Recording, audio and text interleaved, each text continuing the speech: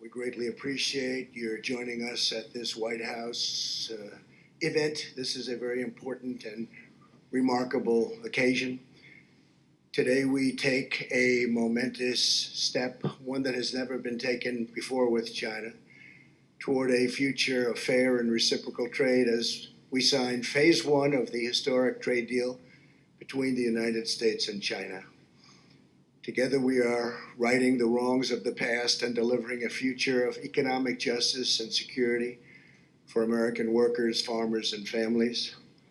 I want to thank President Xi, who is watching as we speak, and I'll be going over to China in the not too distant future to reciprocate. But I want to thank President Xi, a very, very good friend of mine.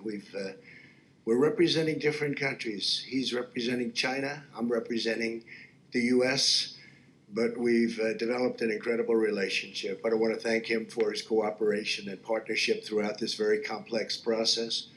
Our negotiations were tough, honest, open, and respectful, leading us to this really incredible breakthrough. Most people thought this could never happen. Should have happened 25 years ago, by the way, but that's okay. A man who also has become a good friend of mine and somebody who's very, very talented and very capable. We're delighted to be joined by Vice Premier Liu He and Ambassador Shui and many other representatives from the People's Republic of China. We are especially proud of the efforts of Vice President Mike Pence, who is with us. And Mike, I'd like to have you say a few words, please. Thank you, Mr. President. It's an honor to be here with you, with Vice Premier Liu He, with our Treasury Secretary, with Ambassador Lighthizer, with so many distinguished guests, members of Congress, and governors from around the country. This is a good day for America, China, and the world, and it's an honor to be with you. Mr. President, we gather here today thanks to your leadership at a time that the American economy is booming. With the strong support of members of Congress who are gathered here, we are now experiencing an economy that's created more than 7 million jobs. Unemployment rate is at a 50-year low. The average American's household income has risen by more than $5,000. That's all a result of your commitment to cut taxes, roll back regulation, unleash American energy.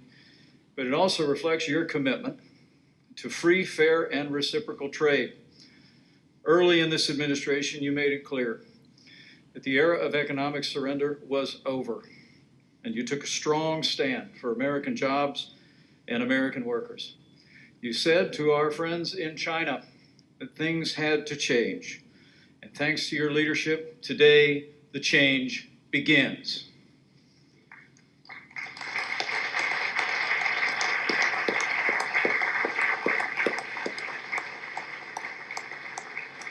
Thanks to your efforts, Mr. President, we announced today great progress on protecting intellectual property, on preventing forced technology transfer and currency manipulation. And I know it means so much to you. The greatest impact may well be on American agriculture. Some $40 to $50 billion in purchases secured in this deal that'll result in greater prosperity for farmers all across the land. Mr. President, your commitment to a growing and prosperous America has been the centerpiece of your leadership. And today, with the signing of phase one, it's one more example of your commitment to put American jobs and American workers first. And we recognize, as you do, Mr. President, that differences will remain between our two nations, but today is the start of a new chapter in trade relation between the two largest economies in the world. And I can assure the American people that this president will continue to stand firm and put America first, even as we forge a more productive relationship with China and with the world. Mr. President, you know there's an ancient Chinese proverb that says, men see only the present, but heaven sees the future. So let today be the beginning of a brighter future, more prosperous for the American people, the Chinese people, and the world. Thank you, Mr. President. Thank you. Thank you, Mike. An incredible job. Incredible guy. I also want to give special thanks to our U.S. Trade Representative, who's been kept very busy He's doing a lot of deals. We'll have another big one next week. It should get approved very shortly, and that'll be tremendous with Canada and Mexico. But we'll talk about that next week. But Robert Lighthizer, are we keeping you busy enough? Huh? Poor guy can't sleep. He tosses and turns. What happened to him? I'm sorry, Oh. that was dropped. And Oh, okay. I'm all for it. Thanks. Mike, that's right, you are all-purpose, come to think.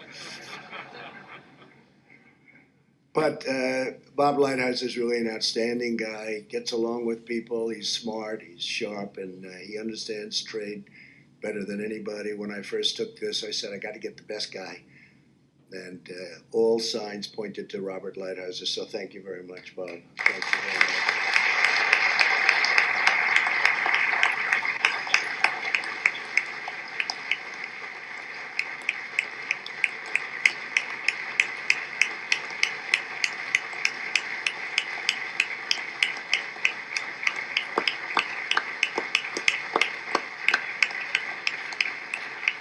I have one question. Was this an easier job or a tougher job than you thought? Tougher. I had a feeling you might say that. Also, a great Treasury Secretary, Stephen Mnuchin, has worked with Bob hand in hand, and thank you very much, Steve. Great job.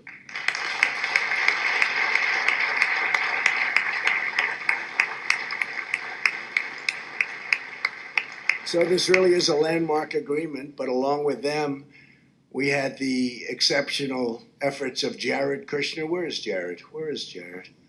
Our brilliant Jared. Great job, Jared. He worked hard. He left a beautiful, nice, very prosperous real estate business and came here, and I can tell you that was harder. This is harder than real estate in New York, isn't it, Jared?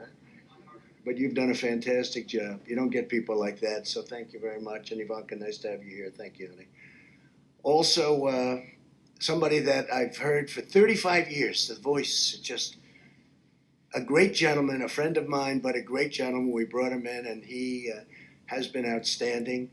The only problem is he doesn't like going on television very much. He's a little bit shy about that. Larry Kudlow. Where's Larry?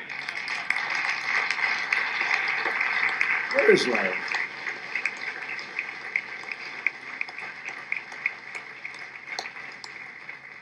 We had a day where the market went down $1 trillion. Think of that. In other words, it was one of those few days because we've had 141 days where we hit all-time highs. And we just broke, as you know, we just broke the 29,000 mark on the Dow just now as we're walking in. Market's up substantially today. With all these business leaders, I'm sure they don't care. But Larry Kudlow went out into the beautiful lawns of the White House. Actually, he was standing in the middle of the Rose Garden. He had a beautiful scarf waving in the wind. He was everything perfect, right out of Greenwich, Connecticut. And he started talking.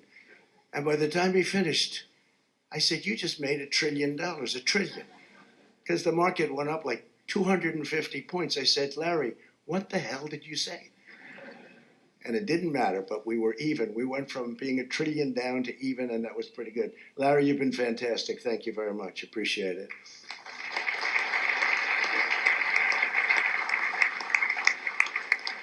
And by the way, I just see in the audience our great ambassador to China, right? Governor. So we had the governor of Iowa, and he loves China. And you're the longest serving governor in the history of our country, like 24 years. And I called him. I said, Governor, you have to do me a favor. Because I remember one conversation I had with him. I was going in to make a speech before the election. And he said, sir, please don't say anything bad about China. It's the first time anyone ever said that to me. And I said, who is this guy? He's the governor of Iowa.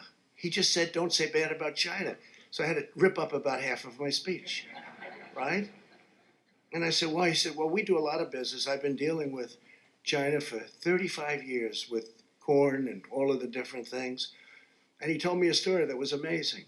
He said, 35 years ago when I started, I met a man named Xi.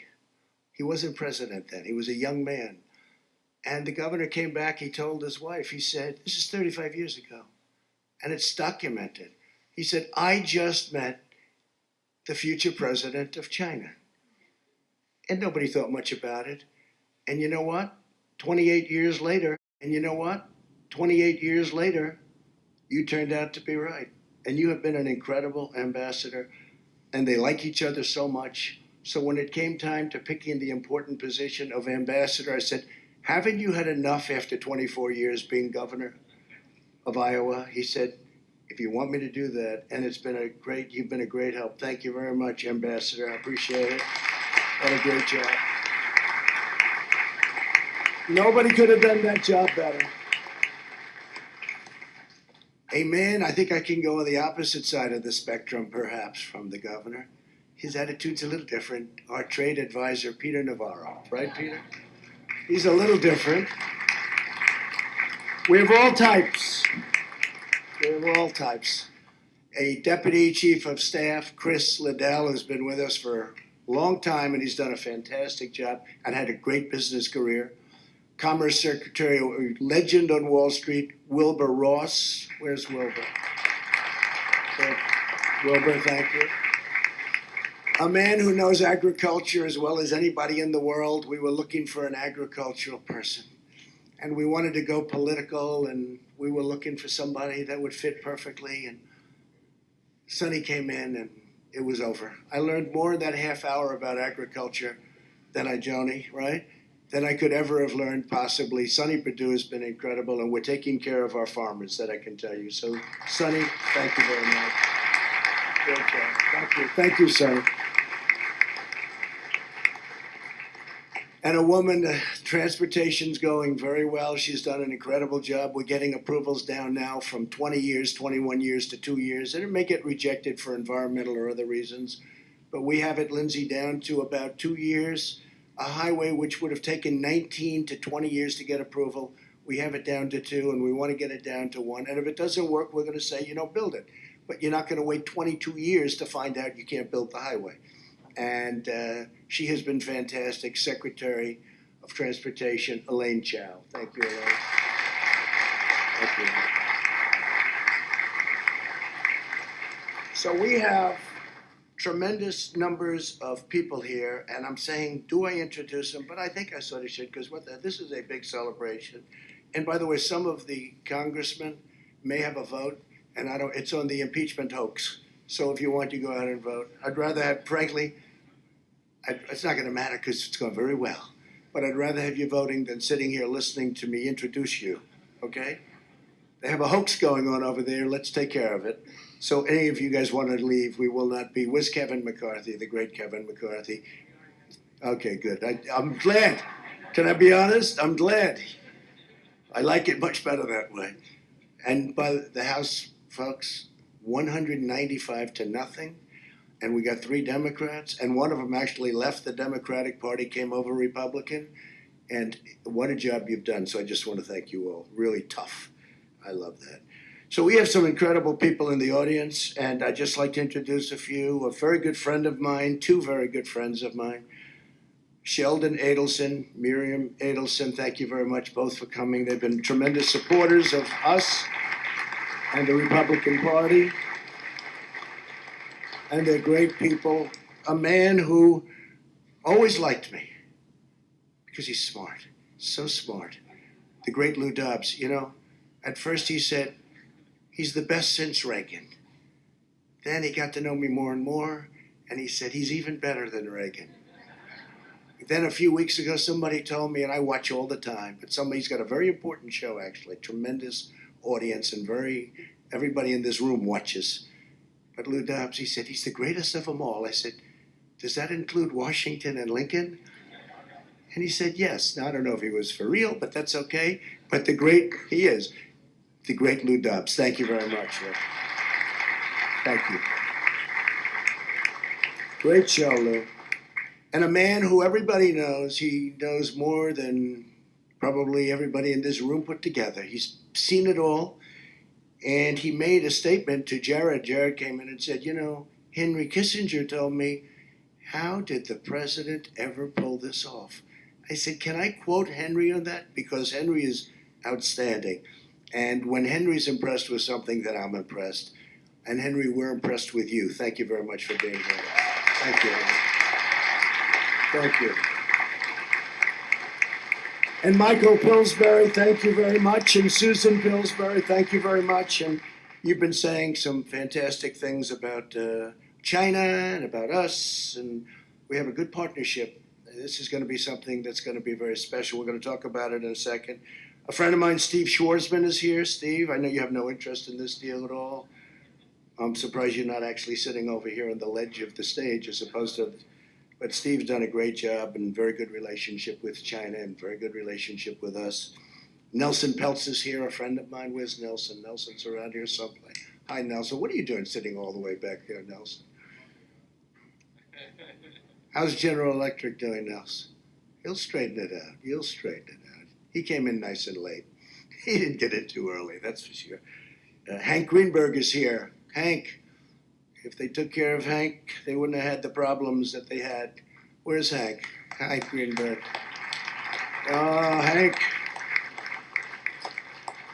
If Hank stayed there like he should have, you wouldn't have had the problem that you ended up having with our economy. But it's great to have you, Hank. Thank you very much. We have some tremendous senators here and some really incredible people. And I want to just say the ones that are here, if I miss your name, stand up and I will promise to say it because a lot of people wanted to be here.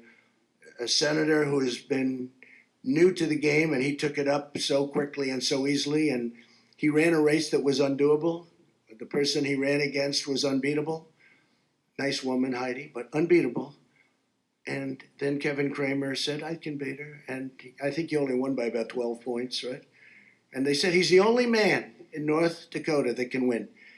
And I said, we'll do it. And I had him in my office 3 times. I said, Kevin, you got to do it. And I said, he's doing it. And he turned me down. Then he came back again. Well, this time I know he's doing it. He calls me back. He said, sir, I'm not going to do it. He said, in all fairness, I'll call you back. But I never give up, do I? So now instead of being a congressman, he's a senator. And you've been great. And thank you very much. Kevin Cramer. Mike Crapo, a friend of mine. These are all warriors. These are incredible. Mike, thank you very much, Mike. What a job you do. Mike is one of those guys who goes unsung, but behind the scenes is nobody sharper, smarter. We all respect you and love you, every one of these people. Thank you very much, Mike. Appreciate it. Steve Dane, same thing I can say for my Steve, and he's got a hell of a football team. How did they do this year, all right? They going to be back? They won it again? They have a good team. They have a good team. Joni Ernst, you got ethanol, so you can't be complaining, right? Steve, that's good for you too. You know, Joni would call me along with Chuck Grassley. They'd call us a tandem. You can't beat the two of them. All they want to know about is ethanol. Ethanol. But we got it done. Deb Fisher, same boat, right, Deb? You want that ethanol for Nebraska? And a friend of mine, Lindsey Graham, he's become a great friend of mine, and he's a outstanding man. He loves our country. He really does love our country. He works like hell. Do you do anything other than politics? He likes golf, too. He likes golf, too. Much better golfer than people would understand. He likes golf, but he's a great guy. You get it done. He brings people together. Chuck Grassley, where's Chuck? Where's Chuck? Chuck, will you stand up for a second? This guy's the toughest guy. He can say something in a nice manner and everybody's afraid, right? He made Comey choke during the hearing. He said, did you leak anything to the press? What? Comey choked like a dog, and he was being nice when he said it. Chuck is outstanding, unbeatable between you and the governor. Those are 2 pretty good ones, right? Unbeatable under any circumstance. He makes the rounds like virtually every night. I think you still have never missed a vote. Have you ever missed a vote? Chuck was, 93. He was in my office a month ago, and I thought it was very rude. He said, sir, I'm sorry, I have to leave. Why? That was right in the middle of a meeting. I said, why? He said, because I have to vote, and I've never missed a vote or something. I said, how many years? He said, 1993. That's a long time. I said, you know what? Go leave. That's a good record to keep because he's a solid, reliable, unbelievable person, and he's a friend of mine. So thank you very much, Chuck. And let him know also about that ethanol, Chuck. We brought home the ethanol, man, when you have those 2 calling. They were not nice about it, Jerry Moran. I want to tell you, where's Jerry? Jerry, they were not nice about the ethanol. I want to say that. And Jerry, with what he did, we're working together, very closely together with the vets.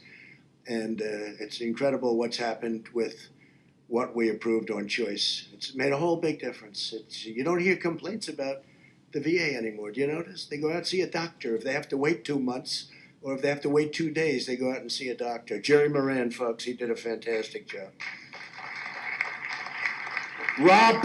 Pat Roberts, a man from Kansas who's going to be leaving us. I cannot believe that you're not running again. You have at least another 12 good solid years in the Senate if you wanted them. You have to do it, you sure, right? Okay. He's made that decision. But Pat, thank you very much. And this is very important to Pat and to Mike Rounds, because what's happened here, if you look, it's so much about everything you stand for, especially the farmers. And the farmers are going to be so happy. Where's Mike Rounds? Mike, stand up, Mike. He's another one. He was brutal to me. He would call, I got to get this done. You got to get it done, right? Thank you very much, Mike. Fantastic job. And Dan Sullivan from the great state of Alaska. And I stop there every time I can, right? And I won by a lot. They like me in Alaska, right? But they like you too, Dan, and thank you very much. Kevin McCarthy, as you know, left for the hoax. Well, we have to do that, otherwise it becomes a more serious hoax. And Mark Meadows, a friend of mine right from the beginning. Thank you, Mark, very much. Special guy, special friend, great wife, too. His wife actually supported me long before him, but he thinks I don't know that. She went on Women for Trump when it wasn't so fashionable. Like in the worst day of my life, she was doing Women for Trump tours with 50 women on buses all over the great state of North Carolina. She's fantastic. Vern Buchanan, thank you very much. Thank you, Vern. Great job you've done. Mike Conaway, thanks, Mike. Thank you, Mike.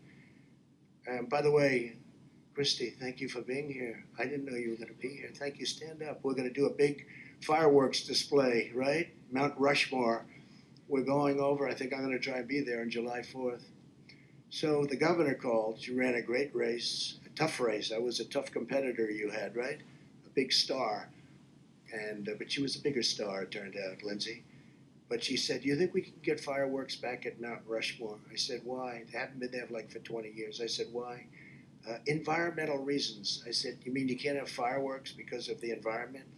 Yeah, environmental reasons. I said, what can burn? It's stone. You know, it's stone. It's ground. So nobody knew why. They just said environmental reasons. So I called up our people, and within about 15 minutes, we got it approved, and you're going to have your first big fireworks display at Mount Rushmore, and I'll try and get out there if I can, okay? Right? That'll be great. Thank you very much for being here. Thanks, Kristen. Mike Kelly. Where's Mike? Mike, thank you very much, Mike. What a friend. Drew Ferguson. What a friend. These are great people, I'm telling you. Darren LaHood. Darren, thank you very much, Darren. Great job. Michael McCall, you did a phenomenal job 3-4 days ago, Mike, with your speech on the floor. That was incredible, very inspiring. Patrick McHenry, number one, he's a great guy. Number two, he's got the best name in politics. If I had that name, I would have won 20 years ago. Patrick McHenry, a man who's got such courage. Honestly, he deserves a medal. He'll probably get one. We still have to win to get medals, all right? We can't give medals if we don't win. But this guy's never lost in his life. He is so tough and so smart. Devin Nunes. Thank you. Stand up, Devin. Everybody knows him. What they put him through. What these phony people, what these dirty cops and all of the others put you through, and man, you survived it better than ever, and everyone respects you, and even Meadows respects you, and he respects very few people. So thank you, Devin, very much. Great job. Adrian Smith. Thank you, Adrian. Thank you very much. And don't feel, again, you guys are all set. I've introduced you. Not much more for you, but you're going to hear some great things about China, and you're going to hear some also great things now because we have a who's who of the world of business with us today. David Abney of UPS. David, where are you, David? You can stand up. Anybody wants to. If you don't want to, if your company's not doing well, you may not want to stand up. but UPS is doing very well. There'll be a couple that will just sort of slink back into their chair. They'll pretend they're not here. Thank you, David. Great job you've done. Darius Adamczyk of Honeywell. Great company. Thank you very much. Great equipment you make. I have a lot of it. I use a lot of it, and the country uses a lot of it. AJ Banga, MasterCard. Thank you, AJ. Fantastic job. Josh Bolton, Business Roundtable. Thank you, Josh. Great job. David Calhoun, he's got a very easy company to run. He just took over Boeing. Where's David? David, where's David? Stand up, David. See, you don't want to stand. Let me tell you, it's not your fault. You just got there. You'll straighten it out quickly, please? Okay, I have no doubt. It's a great company. Les Daniels, USTRACTPN. Okay? Dan D'Amico, we've been fighting the steel things for 20 years together, Dan. I'd like to say 30, but I don't want to do that. Right? We've been fighting together for a lot longer than 20 years. And now we're winning. Finally, took 25, 30 years. Took a little change at the top, didn't it? But you've been a warrior for getting really taken advantage of as a country. And you've been a warrior, and I appreciate it right from the beginning. Dan and I, it was a fight of two people against the world. Tom Donahue, U.S. Chamber of Commerce, and that's, where's Tom? Thank you, Tom. Great job. Brian Duperalt of AIG.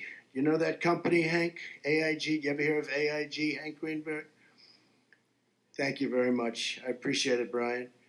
Mary Erdos, JP Morgan Chase. They just announced earnings, and they were incredible. Where are you? They were very substantial.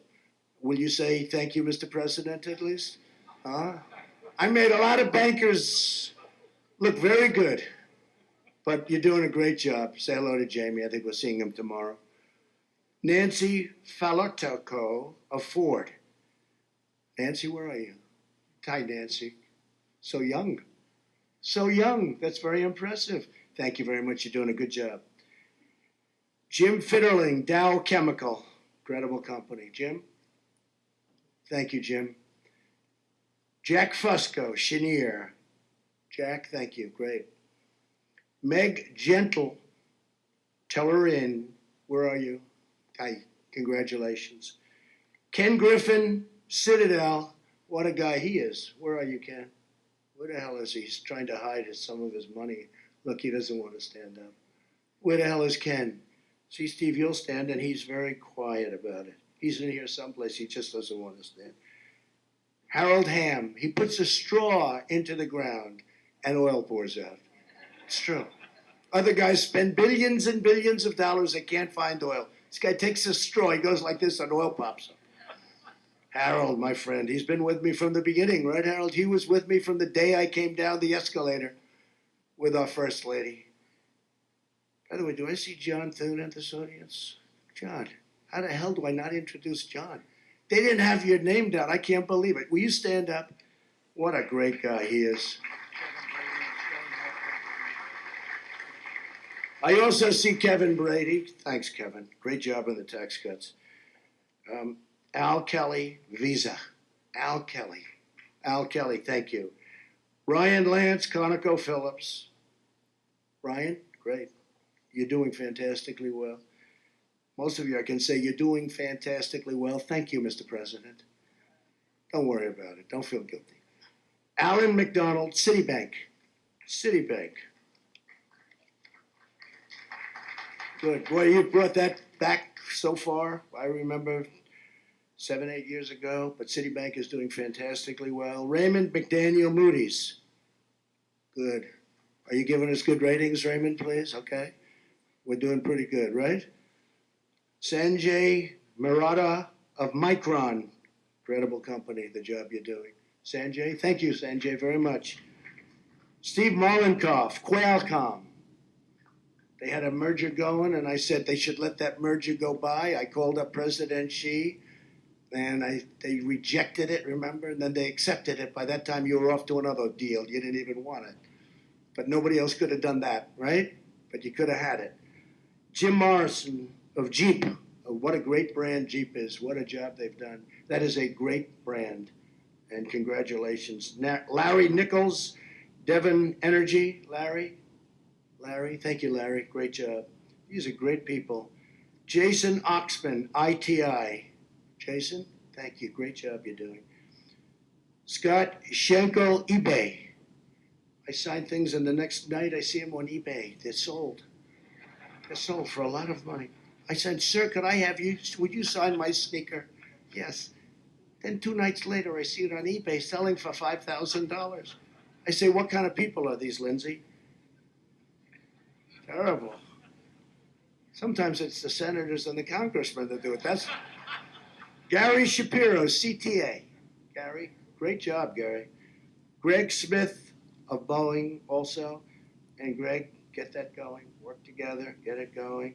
You know, Boeing makes a tremendous portion of our GDP. I had no idea it was such a big company. I mean, I know it was big, but it could have up to 0.5 point of GDP. Some people say even more. So we got to get that one moving fast, and it's going to be better than ever, I think. Mike Summers, API. Mike? Thank you, Mike. Paul Taylor of Fitch. That's another good ratings group. Are we doing okay at Fitch? Good. Otherwise, I wouldn't have introduced you. Robert Thornton, News Corp. Where's Rupert? Is Rupert not here? I can't believe Rupert's not here. Is he the greatest, though, or what? He was going to get $40 billion for his thing. He sold all the stuff he didn't want.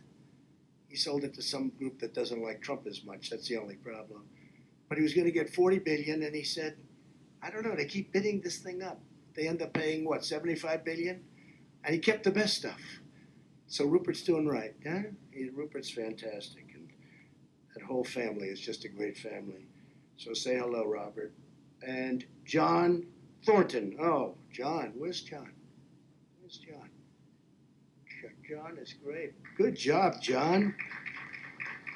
Thank you for all the help, too. Great job, John. Jay Timmons, NAM. Jay, thank you very much. Thanks, Jay.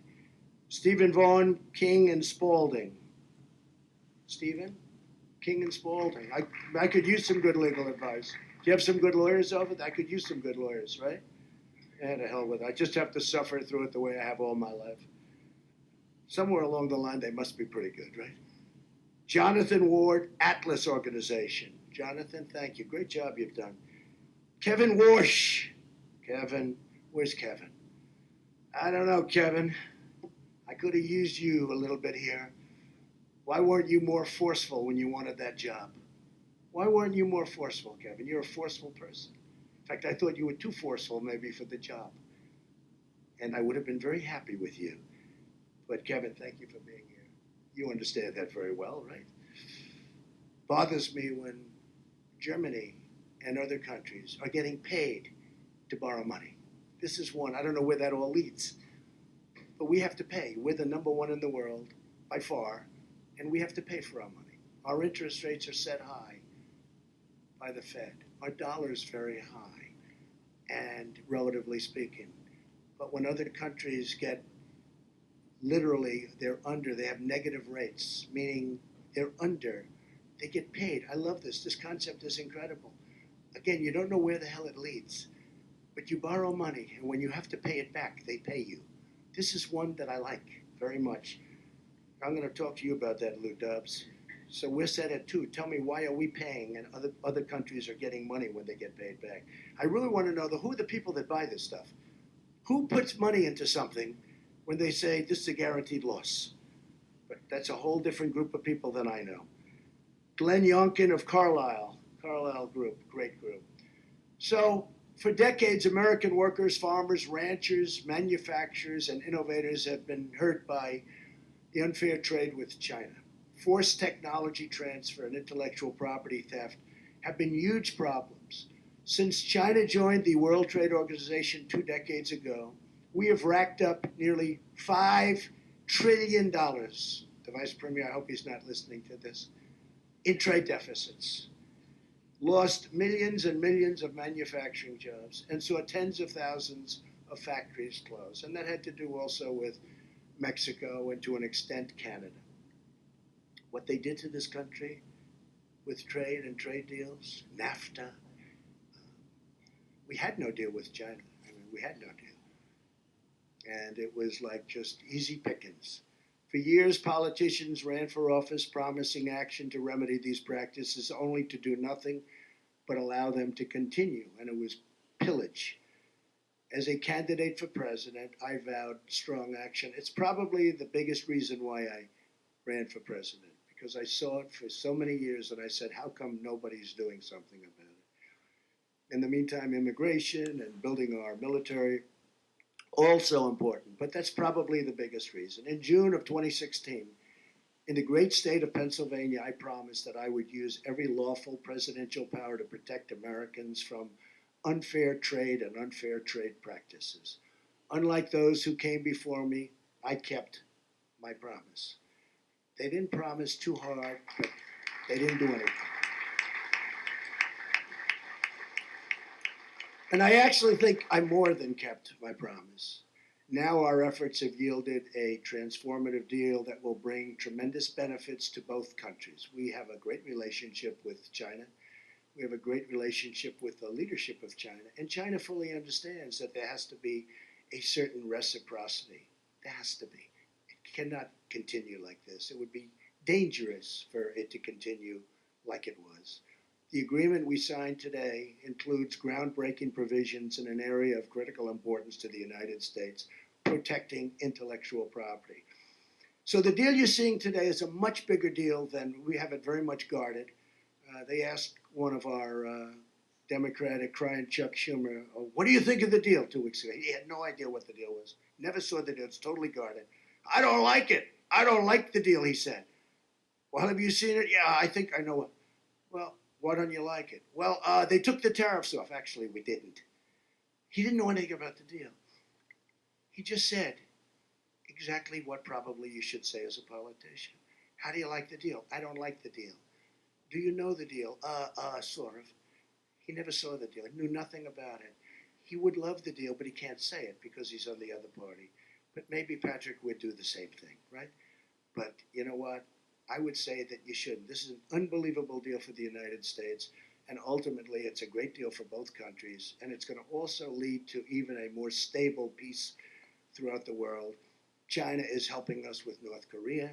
China is helping us with a lot of the things that they can be helping us with, which you don't see in a deal, but they have been very, very helpful with respect to Kim Jong-un, who has great respect for President Xi. And it's all a very, very beautiful game of chess or game of poker, or I can't use the word checkers because it's far greater than any checker game that I've ever seen. But it's a very beautiful mosaic. But China's giving us a lot of help, and we're giving them a lot of help on things that we help them with. One of the things that we are also talking about is fentanyl, and President Xi has already instituted very strong penalties and arrested large numbers of people who are sending fentanyl into our country. That never happened before.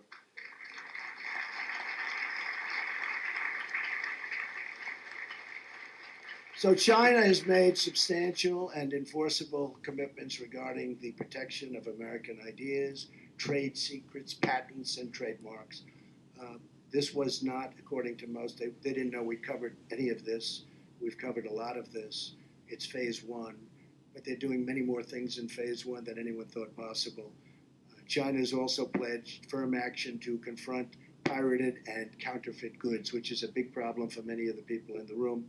The counterfeiting. We'll make sure that this happens, and we have very, very strong protection.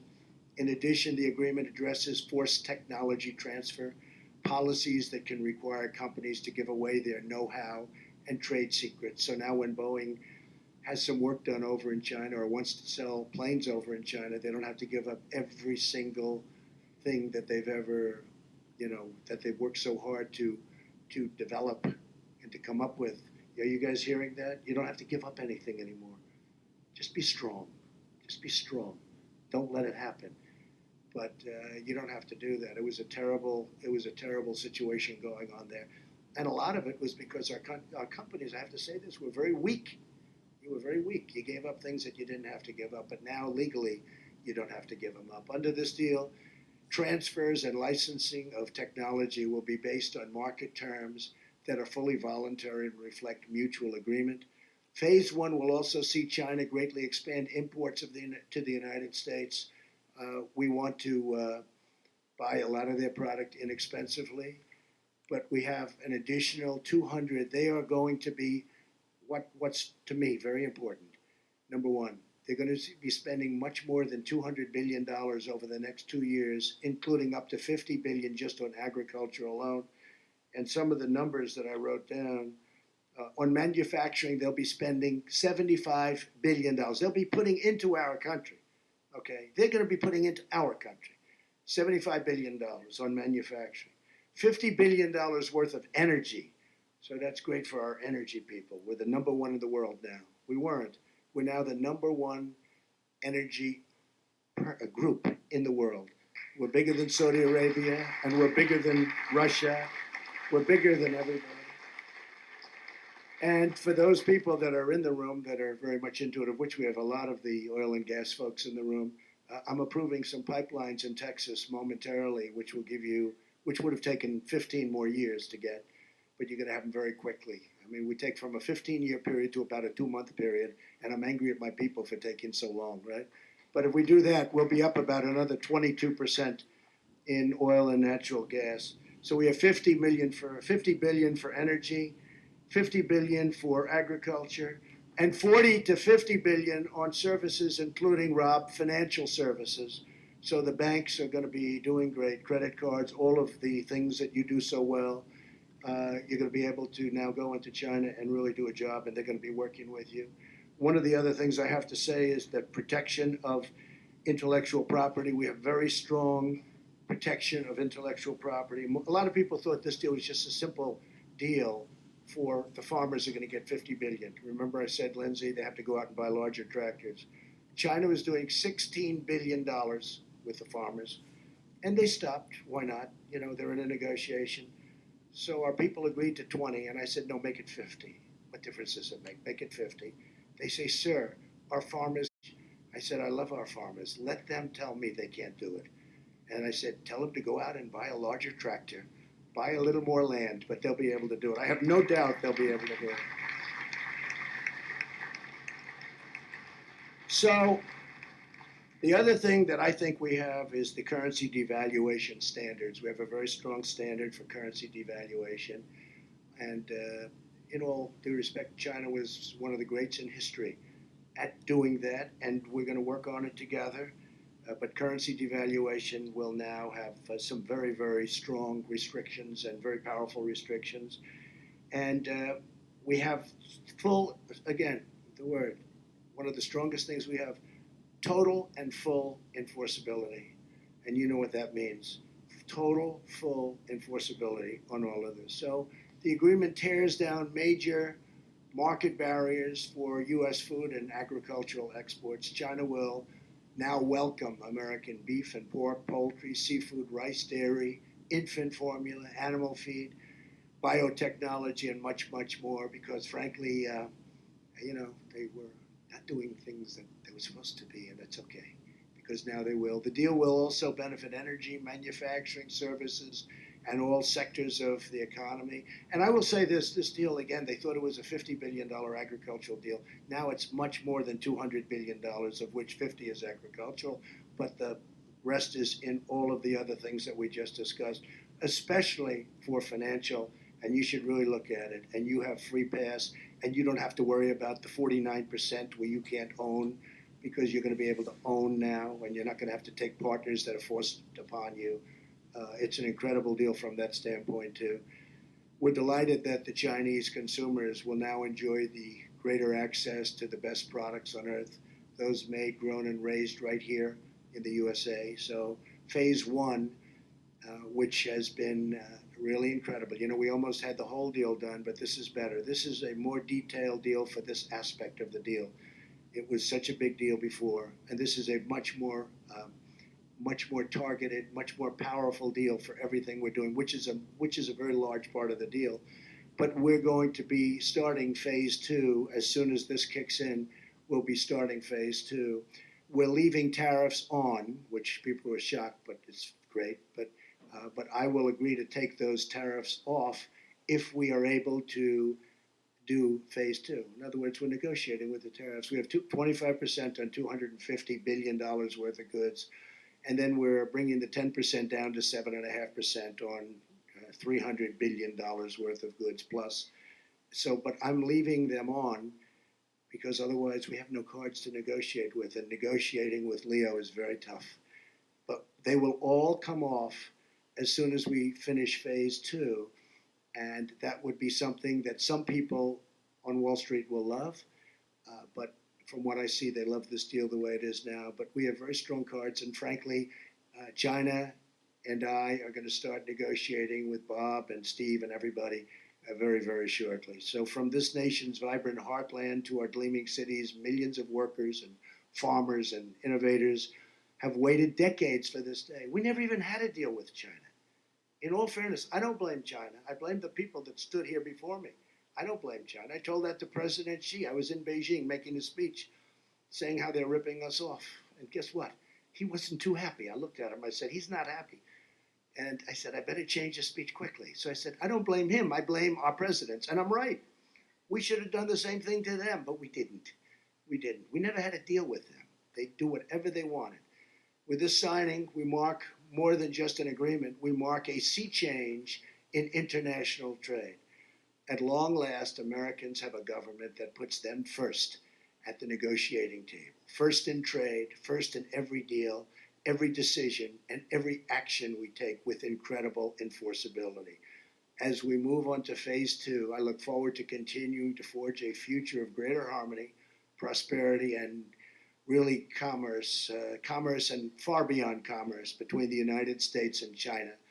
This is something that far beyond even this deal, it's going to lead to an even stronger world peace. We now have a big investment in each other and in getting along with each other. And this deal is phase 1. We'll probably be able to conclude it with phase 2. We don't expect to have a phase 3, but it's something that we all want to get done, and it'll be a tremendously big deal. This is something that's going to be so special, however, to our manufacturers, our farmers, our bankers, our service people. Nobody's ever seen anything like it. This is the biggest deal there is anywhere in the world by far, and that's good. We're doing another big one next week, but this is the biggest deal anybody's ever seen, and it can lead to being a deal that's unprecedented because China has 1.5 billion people, and ultimately in phase 2, we're going to be opening up China to all of your companies, so I hope you folks can handle it. So now I'd like to ask Ambassador Lighthizer and Secretary Mnuchin to say a few words, please. Thank you.